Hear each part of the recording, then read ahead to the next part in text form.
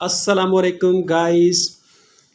Dear student, I am Amjad Khan, an English trainer, and you are watching my YouTube channel English with Amjad.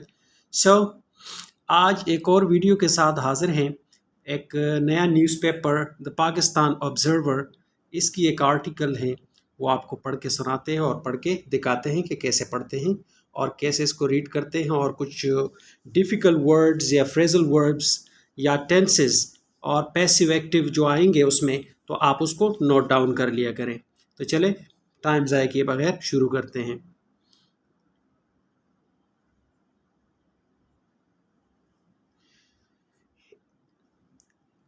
Headline है ACC visits DHQ hospital वाना। क्या मतलब है इसका?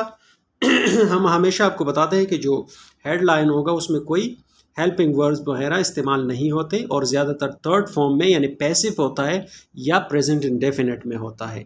तो चलो करते हैं। ACC विजिट्स यानी जो ACC का क्या मतलब है? मुखफ़्फ़ है एडल असिस्टेंट कमिश्नर।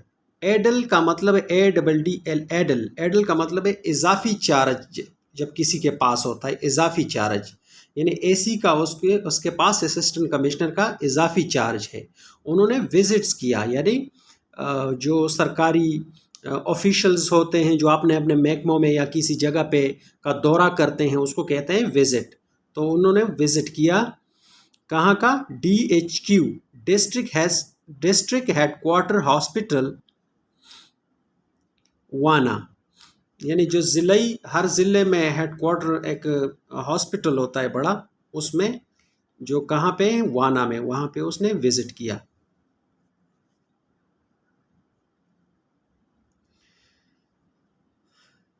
द एडल असिस्टेंट कमिश्नर वाना, doctor Sadiq Ali, carried out a detailed visit of district headquarter DHQ hospital वाना। कह रहे जी द एडल असिस्टेंट कमिश्नर, जो इसका मतलब जिसके पास इजाफी चार्ज है असिस्टेंट कमिश्नर का, वाना जो कि वज़ीरिस्तान में है, डॉक्टर सादिक अली, जो कि डॉक्टर सादिक अली है असिस्टेंट कमिश्नर। कैरीड आउट एक फ्रेजल वर्ब है और ये इसका है कैरी आउट, लेकिन ये टेंसेस की वजह से टेंसेस के हिसाब से चेंज होता रहता है। तो ये है कैरी आउट। तो कैरी आउट का जो सेकंड फॉर्म है वो है कैरीड आउट। कैरीड आउट का मतलब है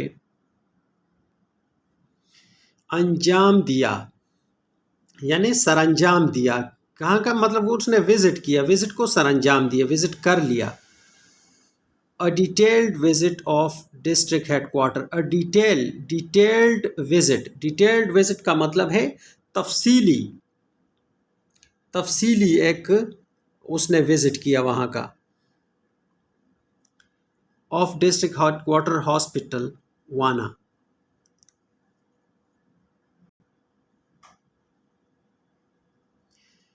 meeting held with MSHM MERF along with doctors and staff regarding the attendance, health service delivery, security plans and deployment, as well as routine functions of the hospital। क्या कह रहे हैं जी? Meeting health यानी meeting जो था वो मुनक्किद हुआ। कहाँ, किसके साथ मुनक्किद हुआ? तो कह रहे कि विद MSHM MERF, इन लोगों के साथ, इनके लोगों के साथ, और अलोंग विद यानी और उनके साथ। अलोंग विद का मतलब है कि उनके साथ और भी कोई, वो बता रहा है कि उनके साथ और कौन थे? उनके साथ थे डॉक्टर्स एंड स्टाफ, यानी डॉक्टर्स थे और स्टाफ था।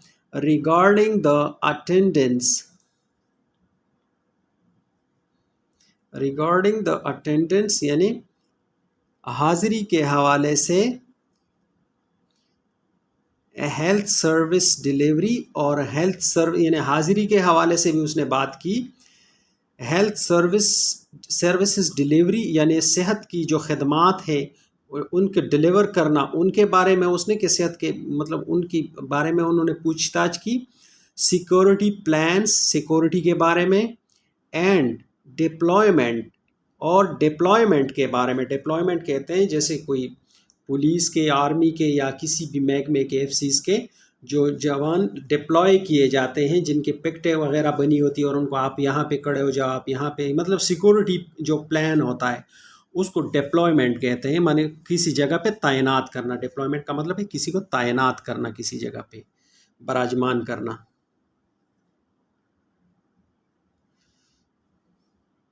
Deployment as well as routine function of the hospital, यानी एज वेल एज का मतलब है ये एक कंजंक्शन है। एज वेल एज एक कंजंक्शन है, यानी ये सेंटेंसेस को, जुमलों को आपस में जोड़ता है। और इसका मतलब है एज वेल एज यानी साथ ही साथ routine functions of the hospital, और यानी साथ ही साथ उसने किस चीज़ के बारे में बात की होगी, जो रूटीन के जो फंक्शंस हैं, जो मतलब आम रूटीन में जो चीज़ें वगैरह होती हैं वहाँ पे, उसके बारे में बात की। ये जो एज वेल एज है कंजंक्शन, इसको मैं आपको पढ़ाता हूँ। स्टूडेंट्स, ये मैं आपको सिखाता हूँ एज वेल एज। मान लीजिए एक एग्जांपल है, Ali as a doctor. Ali एक डॉक्टर है। As well as an an actor, यानी अली एक डॉक्टर है और साथ ही साथ एक एक्टर भी। इसका मतलब है और साथ ही साथ एक एक्टर भी। एक दूसरा एग्जाम्पल है ताकि आपको बखूबी समझ आ जाए, अच्छी तरह समझ आ जाए।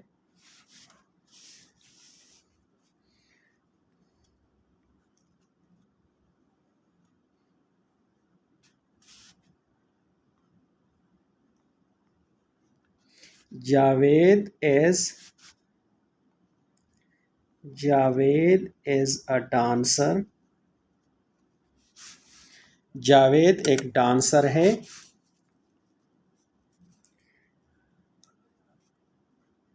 As well as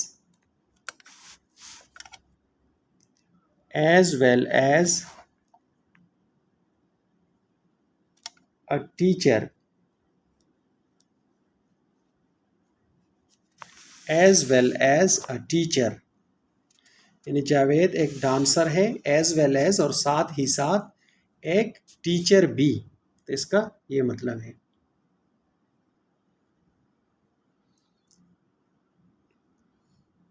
emergency unit, wards and interaction with the patients took place. इसके अलावा उसने क्या क्या किया, तो वही कह रहे कि इमरजेंसी यूनिट, यानी इमरजेंसी यूनिट में भी वो गया। वार्ड्स, जो वार्ड्स हैं जिसमें मरीज़ वो होते हैं, वहाँ पे भी गया। And interaction with the patients took place, यानी इंटरेक्शन का मतलब होता है किसी से तालमेल करना या मिलना या राब्ता करना।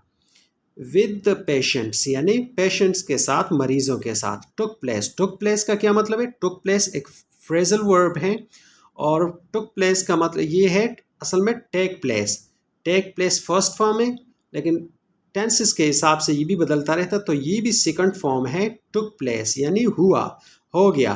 टुक प्लेस का मतलब है कोई वाकया हो जाना, कोई भी चीज़ हो जाना, यानी वो अंडर प्रोसेस नहीं है। ये सारी चीज़ें जो उसने बताई कि वार्ड में भी उसने मतलब वो मुआयना किया और फलानी जगह भी मुआयना किया, फलानी जगह भी मुआयना किया, तो आखिर में वो है कि टुक प्लेस, यानी वो सारा कुछ उसने कर दिया, ये वाकया हो गया।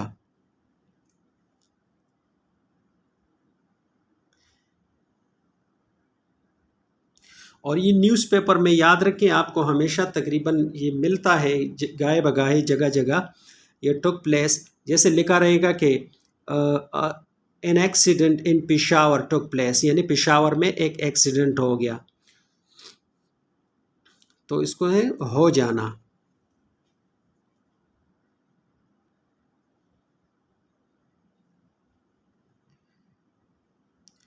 Moreover, hospital security was inspected in detail. Necessary directions were issued to rebuild the damaged boundary walls and pickets for police security and deployed the concerned police personnel there and improve security. क्या मतलब है जी इतना बड़े sentence का? ये कहते हैं कि मोर एवर का मतलब है इसके अलावा, मोर एवर और बिसाइड्स, इसके लिए एक बिसाइड्स भी आता है, उसका भी यही मतलब होता है।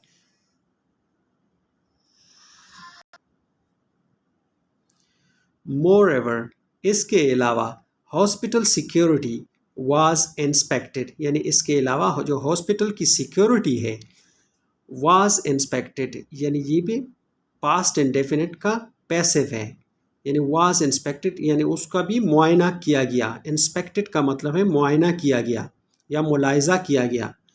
इन डिटेल यानी डिटेल में, गहराई से या अच्छी तरह। नेसेसरी डायरेक्शंस वर इशूड, ये भी पास्ट इंडेफिनिट का पैसिव है। नेसेसरी डायरेक्शंस यानी जो ज़रूरी हिदायत थी, वर इशूड उसको जारी कर दिया गया, वर इशूड जारी कर दिया गया। To rebuild the damaged boundary, rebuild का मतलब है, रीबिल्ड का मतलब है कि दोबारा किसी चीज़ को बनाना। The damaged boundary, damage boundary wall यानी जो दीवार मतलब दो कोई गिरी होती है, कोई मतलब डैमेज वगैरह हुई होती है, यानी उसको दोबारा बनाने का भी उसने कहा। डायरेक्शन मतलब उसकी हिदायत भी दी कि उसको नया बनाया जाए। एंड पिकेट्स फॉर पुलिस, और पिकटें भी बनाएं किसके लिए? फॉर पुलिस, पुलिस के लिए, पुलिस सिक्योरिटी, पुलिस की सिक्योरिटी के लिए। To deploy the concern police personal, यानी किस लिए? तो कह रहे हैं कि to deploy the concern police personals, यानी पुलिस जहाँ पे तैनात किए जाता है पुलिस को, जो पिकेट वगैरह होते हैं जहाँ पे पुलिस वाले खड़े होते हैं, उनके लिए भी बनाया जाए कंसर्न पुलिस पर्सनल। कंसर्न का मतलब है तशवीशनाक या फ़िक्रमंदी या परेशानी, मतलब उनको लाभ होगी, तो वहाँ पे पिकटें वगैरह भी बनाए जाएं। Personal, police personals, police personals का मतलब है कि पुलिस के जो मुलाजिमीन है, तो कुछ पर्सनस लिखते हैं, लेकिन न्यूज़पेपर में अक्सर आपको मिलेगा कि personals, army personals, rangers personals, FC personals, तो आप समझे कि ये मुलाजिमीन की बात कर रहे हैं। एहलकार, जैसे उर्दू अखबार में होता है एहलकार, तो ये एहलकारों की बात की जाती है कि पुलिस एहलकार, देयर यानी वहाँ पे। एंड इम्प्रूव सिक्योरिटी, मतलब क्या कह रहे हैं कि ताकि इम्प्रूव सिक्योरिटी यानी सिक्योरिटी को बेहतर किया जा सके, या बेहतर सिक्योरिटी के लिए ये इकदामात किए जाएं जो असिस्टेंट कमिश्नर साहब ने बताए। तो ये आज का न्यूज़पेपर था, तो उम्मीद करता हूँ कि आपने बहुत कुछ सीखा होगा। तो इंशाल्लाह बने रहिए। तो इंशाल्लाह आप, ये तो बिगनर्स लेवल के लिए मैं बना रहा हूँ, तो आइंदा जब आप 40, 50 या 60 तक वीडियोस हो जाएंगी या जो बुनियादी, फिर हम एडवांस इंग्लिश की तरफ आएंगे, जो पहला पेज होता है, या पॉलिटिकल जो ख़बरें वगैरह होती है, या जो अदालती कार्रवाई वगैरह के होते हैं, और फिर आखिर में हम तज्ज़िया की तरफ जाएंगे, जो आर्टिकल्स वगैरह होते हैं, जो कि बहुत मुश्किल होते हैं, लेकिन मुश्किल नहीं होते। तो इंशाल्लाह एडवांस की तरफ फिर जाएंगे। ये है फॉर बिगनर सीरीज़। तो जो भी मैं नोट डाउन करता हूँ, इंशाल्लाह आप भी एक पेपर पे ये जो मुश्किल अल्फाज है ये लिखा करें, और जो मैं थर्ड फॉर्म का बताता हूँ वाज वर के बाद अगर थर्ड फॉर्म आए एस एम आर के बाद, चूँकि थर्ड फॉर्म नहीं आता मतलब टेंसेस के हिसाब से, लेकिन अगर थर्ड फॉर्म आए तो वो पैसिव होता है, यानी वो काम हो गया होता है और किसके साथ, सब्जेक्ट के साथ हो गया होता है। मतलब इसमें पैसिव में सब्जेक्ट डूअर नहीं होता, रिसीवर होता है, यानी उसके साथ कुछ हुआ होता है। तो अब इजाज़त चाहते हैं, अल्लाह हाफिज़।